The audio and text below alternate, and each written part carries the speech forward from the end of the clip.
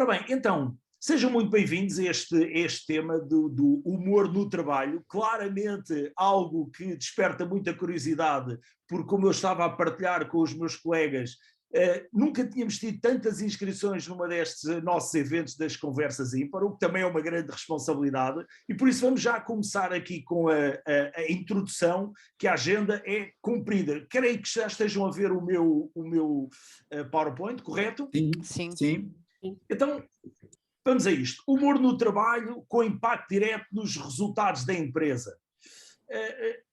Só dois ou três slides rápidos para falar-vos sobre quem somos, para quem não conhece. Por isso, a Ímpar, e eu em concreto, como diretor-geral da Ímpar, tenho dedicado praticamente toda a minha vida profissional a esta temática do relacionamento com clientes.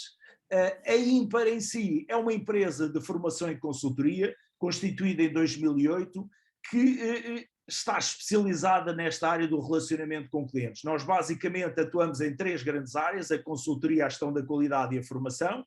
No âmbito da consultoria, basicamente, ajudamos as empresas através da modificação dos projetos ou da adoção de novas tecnologias a aproximar-se dos seus clientes, como nós dizemos, a ajudar a converter clientes em fãs.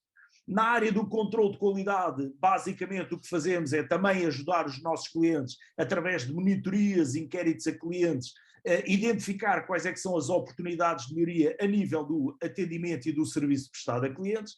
E dentro da nossa oferta formativa temos basicamente um catálogo bastante preenchido de formações dirigidas a quem está na primeira linha de atendimento ou na respectiva coordenação de supervisão. Por isso, não vos queria amassar muito com esta introdução. Se tiverem curiosidade, têm sempre toda esta informação disponível no nosso site, e posso apenas terminar com este slide que muito nos orgulha das empresas com quem já trabalhamos nos últimos anos e com as quais estamos permanentemente a aprender. Ora bem, as Conversas Ímpar, só explicar em 2 minutos qual é que é o conceito. É um conceito que já existe desde 2013. Surgiu-nos a ideia de, ao contrário das conferências convencionais, onde tipicamente temos os oradores a falar e as outras pessoas a escutar, pareceu-nos interessante criar um espaço em que os profissionais do setor tivessem a oportunidade de discutir os temas.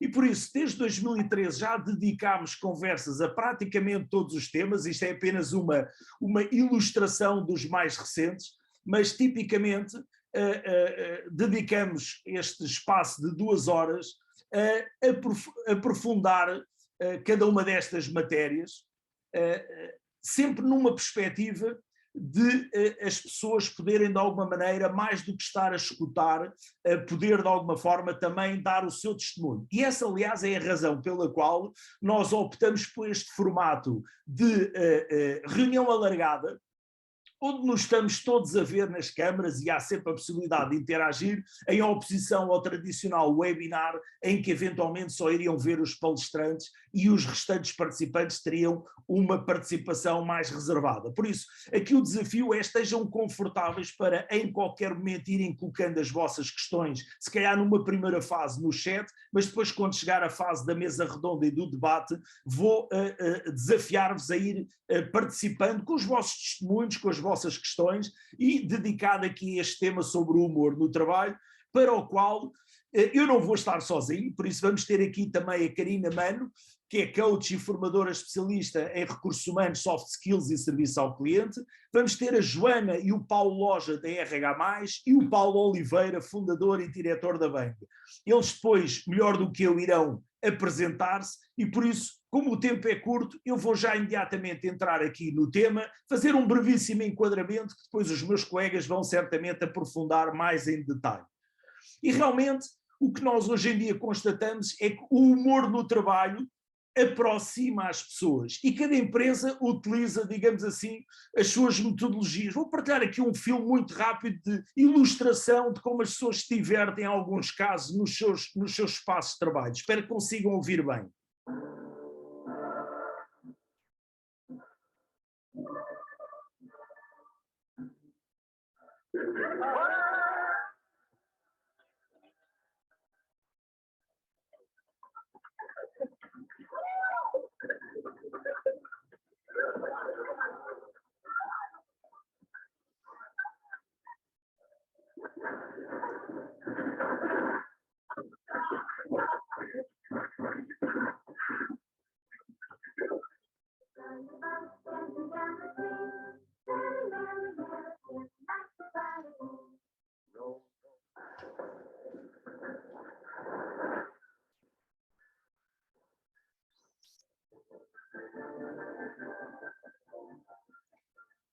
Por isso, não sei se era propriamente estes os exemplos de humor no trabalho que estariam a imaginar neste contexto, o que nos vai depois, mais à frente, remeter para uma questão muito interessante e muito importante, que é perceber em que contexto é que o humor é bem-vindo e em que contexto é que ele eventualmente pode não ser o mais apropriado.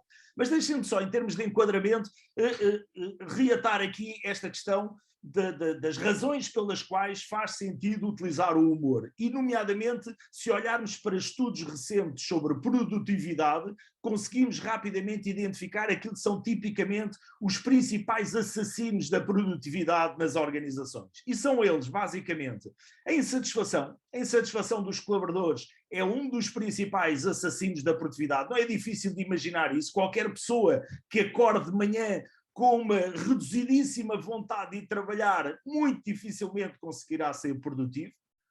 A comunicação ineficiente é outro dos grandes assassinos da produtividade. E vamos ver mais à frente como o humor auxilia imenso a comunicação dentro da organização, porque prende a atenção das pessoas.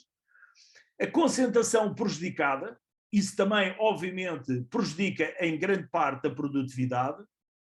A falta de feedback, ou seja, o facto de os colaboradores não terem noção se estão no caminho certo e têm ou não têm orientações e correções sobre aquilo que poderiam fazer para melhorar, a falta de suporte tecnológico adequado, o excesso de conectividade, um drama particularmente contemporâneo hoje em dia, a falta de formação eficaz, e eu reforçaria a componente da eficácia, porque não é apenas formação, não é dar horas de formação, é a eficácia dessa mesma formação, e vamos ver mais uma vez como o humor pode ter um impacto determinante na eficácia da formação, e o ambiente de trabalho, como aliás é em muitos casos conhecido, o ambiente de trabalho, mais uma vez, contribui diretamente para a insatisfação e para a insatisfação, e o humor e o ambiente light muitas vezes contribui determinantemente para este aspecto. Mais uma vez, o humor tem um contributo fundamental em praticamente todos estes aspectos. E é curioso quando vamos ver alguns estudos sobre o que é que as lideranças hoje em dia consideram a utilidade do humor, 91% dos líderes acredita que o sentido do humor é útil desde logo para si próprio, como avanço na sua carreira. E 84% deles pensa que pessoas com bom humor no trabalho são mais eficientes. Naturalmente, estas constatações resultam daquilo que vimos agora mesmo. Há aqui um aspecto para o qual eu gostaria de vos sensibilizar, que é a grande diferença entre Customer Service e Customer Experience e a forma como está a evoluir, digamos assim, a relação com o cliente. Muitas das nossas organizações ainda estão muito focadas e centradas naquilo que era tradicionalmente o serviço ao cliente. E o serviço ao cliente é, quer se queira, quer não, uma abordagem reativa. Não é desvalorizar o Customer Service, é uma função muitíssimo importante, mas basicamente o Customer Service é uma organização que se prepara para, em função daquilo que são as dúvidas dos clientes, responder de uma forma eficaz. Mas é claramente uma atitude reativa, onde nós basicamente aguardamos que os clientes nos venham bater à porta, para depois, de uma forma o mais eficaz e eficientemente possível, consigamos responder. Ora, diferente disso, chamamos nós o Customer Experience porque gerir a experiência do cliente já nos obriga a ter uma relação com os nossos clientes francamente mais proativa. E se estes conceitos ainda parecem muito abstratos, eu acho que através de uma história muito rápida eu consigo ilustrar este diferente, e esta história não será certamente novidade para muitos de vós, porque eu já utilizei este exemplo em vários contextos. Aconteceu comigo, uma vez estou num restaurante e no final da refeição o empregado chega perto de mim e pergunta: então vai uma sobremesa? E eu digo: olha, pode ser um pudim flan. Nem lhe dei hipótese de dizer o que estaria em lista, porque era realmente um pudim flan que me estava a apetecer. E ele disse: olha, infelizmente pudim flan não temos. Ficámos a olhar um para o outro e eu disse: olha, então tragam um café. Certamente uma situação que já muitos de vós viveram. Pois bem, ele foi-se embora e quando regressou aparece com um pudim flan. Eu fico a olhar para ele surpreendido e digo: mas tinha-me dito que não havia pudim flan? E ele respondeu: e não temos, mas eu fui ali àquele restaurante buscar um pudim flan para si. E eu fiquei: uau! Ele foi a outro restaurante buscar um pudim flan para mim. Bem, enquanto eu estava ali a deliciar-me com o meu pudim flan, refleti na atitude desta pessoa e eu pensei, este homem não teria sido despedido por dizer não, não temos pedinflã. Dizer não, não temos pedinflã é seguir o script, é seguir o guião, é seguir o procedimento. Ele se calhar não tem autonomia para ir procurar um pedinflã, se calhar ele teve de ir pedir autorização ao chefe. Mas nada disso elimina a iniciativa e o mérito que é dele de tomar a iniciativa de dizer ao chefe, tenho ali um cliente, porque o chefe não sabe nem sonha o que se está a passar. Aquilo é um diálogo que acontece entre mim, cliente, e o empregado. E é este aspecto que eu gostaria de trazer aqui para esta nossa discussão. Qual é que é o perfil de pessoa que eu espero ter cada vez mais nas nossas organizações? São pessoas que reagem àquilo que são os estímulos dos clientes e cumprem rigorosamente aquilo que são os processos e procedimentos? Ou pessoas que têm capacidade crítica de, quando lhe aparece uma solução, uma necessidade diferente do que é normal, têm a capacidade, de uma forma criativa, de encontrar alternativas e soluções? Ora bem, se quisermos cada vez ter mais pessoas com esta atitude, então vamos ter de nos preocupar com um tema que é o tema da criatividade. Como é que nós conseguimos ter pessoas mais criativas dentro das nossas organizações? E os estudos mostram que pessoas mais criativas dentro das organizações são pessoas que têm mais facilidade em entrar em modo brincadeira, são pessoas que gostam de brincar com problemas, nomeadamente fazer jogos de what if? Então e se fizéssemos assim? Então e se fizéssemos assado? E se fizéssemos algo que nunca fizemos antes? Muitas destas reflexões não levam a lado nenhum, mas as poucas ideias que possam ter implementabilidade prática podem muitas vezes compensar todo o esforço que fizemos.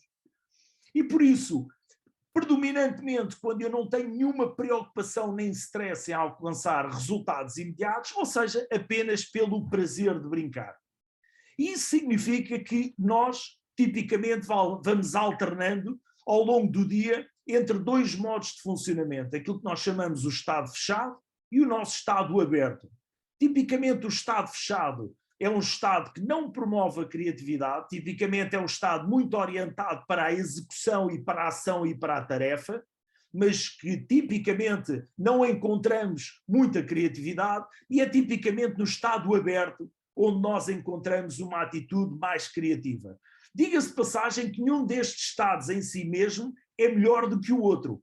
Cada um proporciona resultados diferentes. O que significa que o ideal, tipicamente, é conseguir entrar em estado aberto, se eu quiser analisar problemas e encontrar soluções fora daquilo que é a nossa caixa tradicional, mas é conveniente entrar em estado fechado quando eu depois as quero executar. Porque quem passa permanentemente a vida em modo aberto, provavelmente vive numa situação de criatividade permanente, mas onde nada acaba por algum dia ver a luz do dia. E por isso é a arte de eu ir alternando entre um ponto e outro que normalmente nos ajuda a encontrar o equilíbrio mais adequado. O que nos leva a uma reflexão interessante, que é, então, o que é que eu deverei fazer na minha organização para que as pessoas não estejam permanente em estado fechado, mas também vão alternando para o estado aberto? Ora bem, o estado aberto e as condições que eu tenho de criar para começar a ter um contexto minimamente criativo na minha organização, tipicamente exigem uma mudança de espaço físico, um espaço físico próprio e adequado à reflexão e ao pensar e ao brincar com as ideias, brincar com os problemas, dedicar algum tempo a esta atividade, dar-lhe a mesma importância de que damos a muitas outras, ser persistente. Não é às vezes a primeira ideia a melhor ideia para um problema, tal como muitas vezes, em muitos outros contextos, é a persistência à volta de um determinado desafio que nos ajuda a encontrar a melhor solução. Confiança, ou seja, não sermos os nossos maiores inimigos, quando nos surge uma ideia, resistir à tentação de dizer, epá, essa ideia é um bocado idiota, nunca ninguém vai aprovar essa ideia. Estes pensamentos que nos surgem são às vezes os nossos maiores traidores, ou seja, quando estamos em modo aberto, a ideia é sempre construir em cima das diversas ideias, e é aqui que entra o humor. O humor é um dos principais facilitadores a entrar rapidamente neste modo aberto. Verdade seja dita que isto muitas vezes choca com aquilo que é a cultura da empresa. Porque muitas vezes, se eu entrar numa organização e encontrar um colaborador sentado na sua secretária, se calhar nesta atitude, a tirar assim a bola à parede, eu entro naquele gabinete e pergunto, então, aqui não se trabalha? Porque trabalhar para nós ainda está muito conotado com a ideia de produtividade, dar à tecla, sair papéis na impressora, enviar e-mails. Nada poderia ser mais errado. Cada vez mais nas nossas organizações nós somos pagos para pensar em alternativas, para pensar em novas soluções. E para isso nós obrigatoriamente devemos sempre sair deste modo de executivo para entrar em modo criativo. A questão é que isso agora já não é um papel exclusivo das lideranças, é algo que tem de chegar a quem está em todos os aspectos operacionais, porque os nossos desafios, os novos desafios, as novas exigências dos clientes acontecem na primeira linha de atendimento. E se as pessoas que lá estiverem, não estiverem esta cultura ou este hábito mental de pensar para além da caixa, vão se limitar a fazer aquilo que sempre disseram. E como tal, a resposta mais provável é dizer não, não temos pudim flan. Um tema que fica para o nosso debate é, será que o humor no trabalho será sempre apropriado? Obviamente vamos ver que não. Haverá contextos onde não é adequado. Por exemplo, se eu estiver a transmitir à minha equipa que os resultados não estão a correr bem, se calhar não é oportuno eu dizer, epá, rapaz, ainda bem que não temos um barco, senão já estava a afundar. Esta atitude, obviamente, leva a que as pessoas não levem a sério aquilo que está a ser dito. E por isso é importante ter isso presente. Também, se calhar, não é boa ideia, numa reunião de despedimento, dizer então é isto, agora é que vai ser giro, vamos ter tempo para ir à praia várias vezes. Também, se calhar, não é a boa altura para tentar ser engraçado. Por isso, claramente, o humor tem um espaço muito vasto de aplicação dentro da vida da empresa, não necessariamente sempre em todas as ocasiões. E por isso, talvez uma regra de ouro que é importante ter presente é eu conseguir perceber a intenção da percepção. Muitas vezes a minha intenção é positiva, eu estou a tentar utilizar o humor com sentido positivo para amenizar, se calhar, o ambiente, mas o que é crítico é como é que eu vou ser entendido ou como é que eu vou ser percepcionado. E deixa-me só aqui uma pequenina nota. Cada vez que eu numa conversa com um colaborador ou até com um amigo, eu no final da conversa sinto a obrigação de dizer, opa, eu estava só a brincar, alguma coisa correu mal. E por isso, esta noção de que impacto é que as minhas palavras vão ter no outro é algo que poderá ser determinante para eu ter bom senso na aplicação do humor. Já no que diz respeito, e para terminar, ao humor da relação com clientes, este tema tem vindo a ser cada vez mais estudado. Este diagrama, por exemplo, resulta de uma tese de mestrado feita por investigadores da Universidade na Austrália, onde este tema cada vez é mais estudado, quase em laboratório, onde se vai ver exatamente qual é que é o impacto e em que condições é que o humor deve ser utilizado. Regra geral, os pontos a ter em consideração quando eu estou a tentar utilizar o humor, agora já não internamente, como vamos ver mais à frente, mas na relação direta com clientes, são essencialmente 3 pontos. Pelo menos ter em consideração qual é que é o tom de comunicação institucional que eu quero que a minha empresa, de uma forma coerente e transversal, utilize. O perfil do cliente, algo que os meus colegas vão agora mais à frente detalhar mais em profundidade. Existem traços de personalidade diferentes dentro dos nossos clientes aos quais eu tenho que estar particularmente atento e, obviamente, também na relação com o cliente, o contexto ou a situação, porque haverá claramente situações onde o humor não vai ser de todo bem apreciado. E por isso, eu não me vou estender mais em relação a este tema, porque quero agora dar espaço aos meus colegas. Deixem-me só dar-vos uma nota muito rápida. Neste momento, nós temos a decorrer um estudo de mercado, que a ideia é tentar perceber que impacto é que a pós-pandemia e a guerra na Europa irá ter na evolução do mercado. E por isso, deixo-vos aqui durante 2 ou 3 segundos este QR Code para, se quiserem, com o vosso telemóvel copiar, porque a participação neste estudo dá-vos depois a possibilidade de receberem um relatório com o resumo de todas as respostas das pessoas que já participaram neste estudo e que pelo menos à data de hoje de manhã já eram mais de 100. Por isso vou-vos deixar aqui, durante mais uns segundos, aqui o QR Code para quem o quiser. Em qualquer caso, eu depois vou colocar o link na descrição. E dito isto, não vou aqui ocupar muito mais tempo e vou passar já aqui a palavra à Joana. Joana!